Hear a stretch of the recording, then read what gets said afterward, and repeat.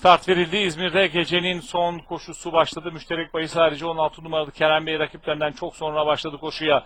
6 numaralı Golden Compass son koşuda ilk lider farkı bir boya kadar çıkarmaya çalışıyor ki bunda başarılı oldu ama yanından gelen 10 numaralı Prince Emir atak yaptı, geldi, ondan liderliği aldı. Bu arada ekranlarınıza da yansıyor. 5 numaralı Nüpera çok geç çıkış yaptı koşuya. 10 numaralı Prince Emir koşuda lider ama şimdi onun dışından gelen 1 numaralı Enes Bey. İlk 400 metrede 3. lider 1 numaralı Enes Bey. Temposunu arttırdı. Farkı 2,5-3 boya kadar çıkardı. 10 numaralı Prince Emir ikincilikte izliyorum. Onun yanına doğru 4 numaralı Olivium sokulmaya çalışıyor. 2 boy gerilerinde 6 numaralı Golden Compass sırasıyla düzlüğe çıkılıyor. 1 numaralı Enes Bey son koşuda düzlüğü ilk gören isim oldu. Son 400 metre geçilirken pistin ortasında 1 numaralı Enes Bey rakiplerinin 3-4 boy kadar önünde orta kulvardan. 10 numaralı Prince Emir'in dış kulvardan 6 numaralı Golden Compass'in 4 numaralı Olivium'un içeriden 8 numaralı Gül Sultan'ın gerilerden 7 numaralı Zeşo Kaleci bir gayretleri var. 200 Enes Bey önde geçti koştu. Son yüzde liderliğini taşımaya çalışıyor. Orta kulvardan Golden Compass, dış kulvardan Zeşo Kaleci bir içeriden stil boyu gayretleri var ama